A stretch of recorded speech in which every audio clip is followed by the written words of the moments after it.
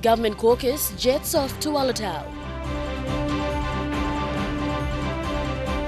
YWCA celebrates 54 years. And PNG's football team shows confidence. This is National EMTV News with Lorraine Genia. Good evening. Thank you for joining me for Sunday's news. With 4 days left before the vote of no confidence, the Government Caucus flew off to Alotau today.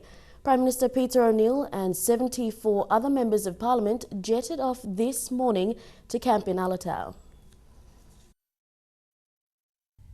This morning, the Government Caucus was at the Air PNG hangar to board a chartered flight to Alotau, Milne Bay Province. With less than 4 days left for the vote of no confidence, the government believes its numbers speak of itself as the vote looms. Despite talks of the opposition numbers increasing, parties in the O'Neill-Dion coalition government have pledged their support to the PNG-led government. Other members of the Government Caucus flew to Alotau later this afternoon, with more expected to join the team tomorrow. Yesterday, the Government Caucus was at Port Moresby's Airways Hotel. With a numeral strength of 81 members, including governors and ministers, they had closed-door meetings with the Prime Minister. The government and opposition have been in camp since Friday, when Parliament moved the motion for a vote of no confidence to this coming Friday, the 22nd of July 2016. Jack Lapave Jr., National EMTV News. Leader of Government Business James Marpe has issued an attack on the PPP leader Ben Micah, who defected to the opposition on Thursday, accusing him of making unrealistic demands on the government. Marpe said in the statement Micah had demanded the Deputy Prime Minister's post, and this was refused. Marpe was responding to statements on Thursday in which Ben Micah said he defected because the Prime Minister didn't handle the UPNG student unrest well. He also added government numbers have risen to 91 members. The three major police stations in the Gulf Rural Command are facing the threat of closure. The stations have been facing chronic transport and accommodation problems. Gulf Rural Police Commander Senior Sergeant Fred Lalesi says the command is struggling to provide police services with these challenges at hand. These three police stations are Baimuru, Kikori and Kaintiba. Baimuru and Kikori stations are located closer to Kerama town, while Kaintiba is situated towards the border of Morobe province. For at least 5 years, police officers at those stations have been conducting police operations. For at least 5 years, police officers at those stations have been conducting police operations without police boats or vehicles. It's very, very difficult. Currently, as it is now, we don't have boats. Sea piracy and drug smuggling are commonly reported to these stations, but most of these cases are not investigated because of manpower shortage and limited resources. Our operations in Kikori has come to a complete standstill. In Baimuru, the operations has come to standstill, including Ihu. Malalawa is operating on an ad hoc basis, whilst Kaintiba is shut down. With the existing challenges, police personnel are concerned the establishment of the Gulf LNG project will increase social and economic issues in the province. Tekla Gunga, National EMTV News. The Principals Forum of the Autonomous Region of Bougainville has criticized the National Education Department for the lack of consultation on matters concerning the tuition fee-free policy. Chairman Martin Takali says that there was no consultation with schools before the policy was passed, and schools all throughout Papua New Guinea have experienced records why the TFF is a failed policy. The TFF policy is still an issue that needs to be properly addressed. Mr. Takali told MTV News the policy has raised concerns because it is affecting schools' operational plans due to underpayment. One major factor is that authorities are not using the updated student enrollment figures so that funds are appropriated accordingly. All the things that we budgeted for are for effective administration of the school. And if we do cut one, it's going to affect the others. So I'm very concerned that the payments have not been coming in full. Another concern was on the new TFF policy that doesn't sound well with the Principals Forum in Bougainville. We are not aware where will that 30% component for infrastructure projects and where that curriculum component will come from. Because they cannot take out money from the current amount that they are paying to the schools. The standard of learning materials for high-end secondary schools have dropped since the TFF policy was introduced. Mr. Takali says materials like exercise books received by Hujin Secondary School are 32 pages, which is not enough. They should not give money to a stationery company and say, okay, this is your money, you give stationery curriculum materials to schools. Does that stationery company know what kind of materials I need? They don't. Fabian Haklitz, National EMTV News, Buka. YWCA celebrates 54 years. That story and more after the break.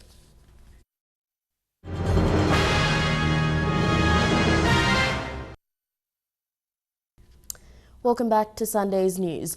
Non-governmental organisation, the Young Women's Christian Association, or YWCA, celebrated its 54th International Day today. YWCA Vice President Marie Belin said the day embraces the organisation's role in empowering women in the country. Eric Harupma with this report. Over 400 participants celebrated the day with a theme celebrating the past and embracing the future at the Young Women's Christian Association Center in Port Moresby. Although commemorated on July 14th every year, it was held this Sunday as part of WCA's program. Over the years, WCA has been very instrumental in empowering women. YWCA had empowered so many women, even the women who were working here as employed. And I was empowered by YWCA to go to next level where I learned things from here.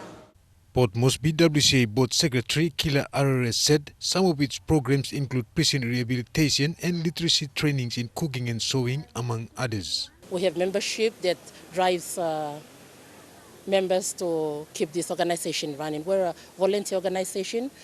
Our members are the ones who do all our fundraising to have this place going. Emphasizing on good Christian principles, it develops members spiritually, mentally and emotionally. Church activities at our triangle, we have this spiritual, physical and mentally. So all these three are implemented here. WCA is funded by the United Nations Population Fund and has offices in Goroka, Ley, Tabubil, Vanimo and Ramo. Eric Arupma, National EMTV News. Students from the Moresby Northeast electorate will be able to continue studies with a timely financial assistance. This week, students and school representatives received assistance in scholarship funding from Moresby Northeast member Labia Mayu.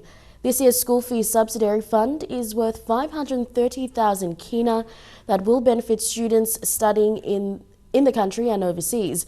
This is not the first time students have received assistance. Last year, more than 750,000 kina was distributed. Mr. Mayu said with education as one of the priorities, school infrastructure is just as important and announced plans of developing schools in the Moresby Northeast electorate. This year's major financial inclusion exposition was held in Mount Hagen, Western Highlands Province. With the theme Kisim Savelarot Bilong Panim Nalokautim Moni Bilong You, more than 20 financial institutions, including service providers, took part in the 3rd Financial Inclusion Expo for 2016. The 2-day expo was staged by the Bank of Papua New Guinea. The 3rd Major Financial Inclusion Exposition was launched on Friday by Loy Bakani, Governor of Bank of Papua New Guinea. Governor Bakani and other dignitaries were part of the opening on Friday. A total of 27 institutions, including financial institutions and service providers, took part in the 2-day event. 100 stand up for the event, most from the rural sector. Governor Bakani, before launching the expo, said the aim of the expo is to drive the government's Vision 2050. Long country, government they talk Vision 2050. Yeah, I'm talking also. You must kerabim sinan me. You must be wealthy and happy in 2050. He said the expo is designed to ensure the unbanked population has an opportunity to open bank accounts and appreciate the services provided by financial institutions. He urged the public to use the expo as an opportunity to learn about the licensed financial institutions and their products and services. Institutions where you must go now, ask him all halvim, now you can engage with them all long. Kisim save lo, when can service only got, when can service can provide him long alvim sinan blue. In his acknowledgement, the governor said this year's theme, Kisim Save Long Road Belong Painim Na Lukhaute Money Belong You, fits well with the efforts of the bank to encourage low-income earners to be part of the formal financial system. Meanwhile, one of the service providers, Telecom PNG, was part of the expo, showcasing its many products during the expo. Highlands Regional Sales Manager Simon Kama said Telecom is a partner in providing accessibility to banking services for customers. We see that this telecommunication is one medium for all the financial companies to let the customers access the accounts via internet. Michelle Amba, National EMTV News, Mount Hagen. Trukai Sports is next. All the details after the break. Stay with us.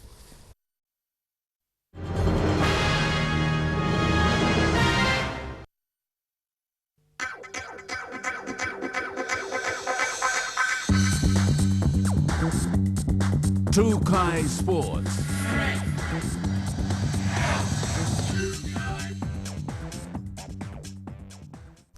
Welcome to Trukai Sports.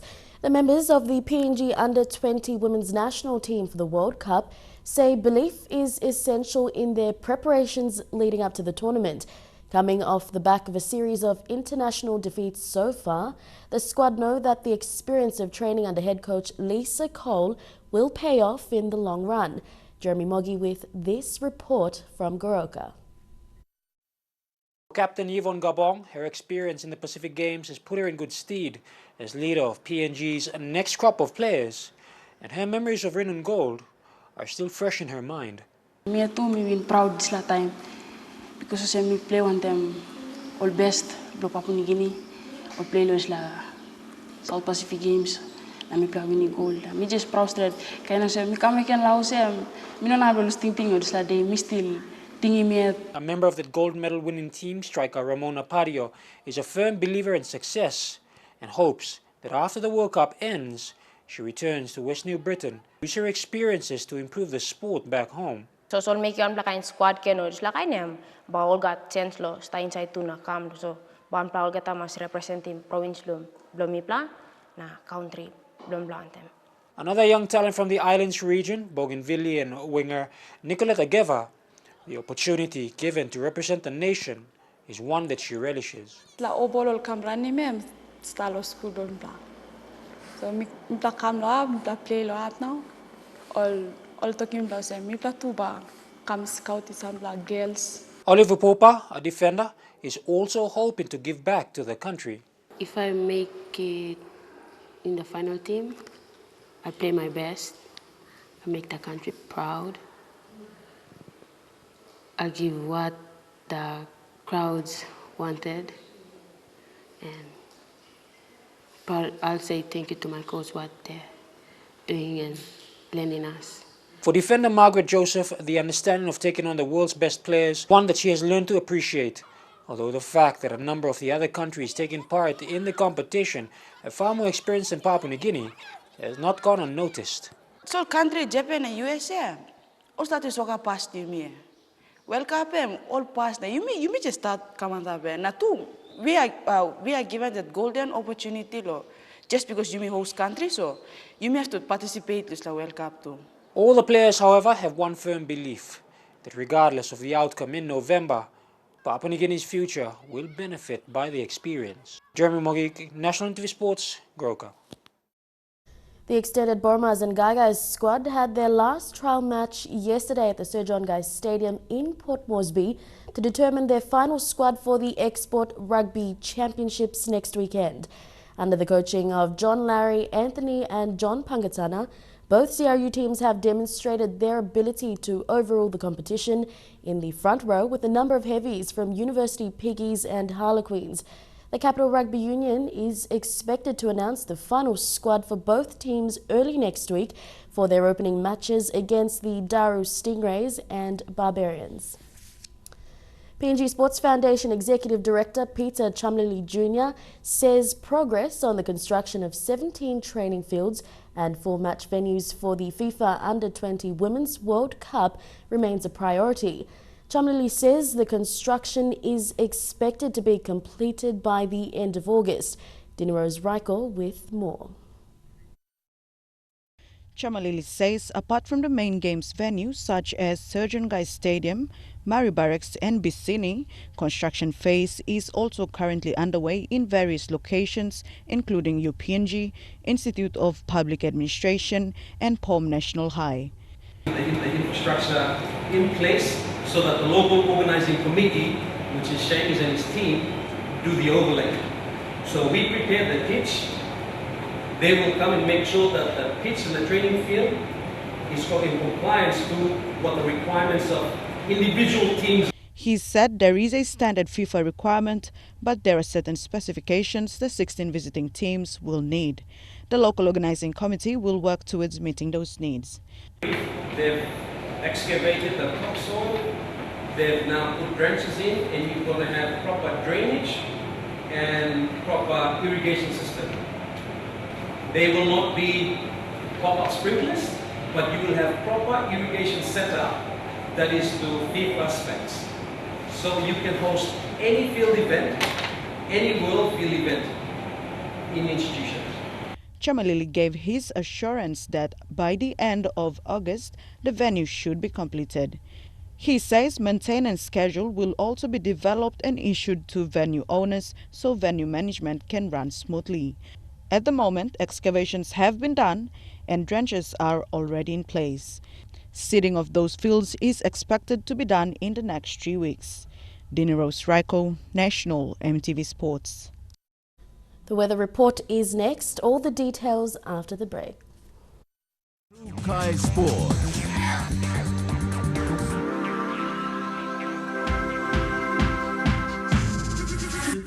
True Caucus Sports.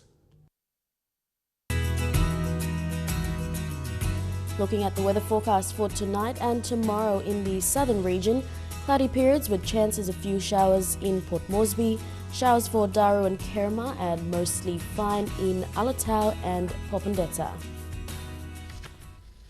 And that's the news, sports and weather for Sunday the 17th of July 2016. From all of us here at EMTV, pleasant evening, good night.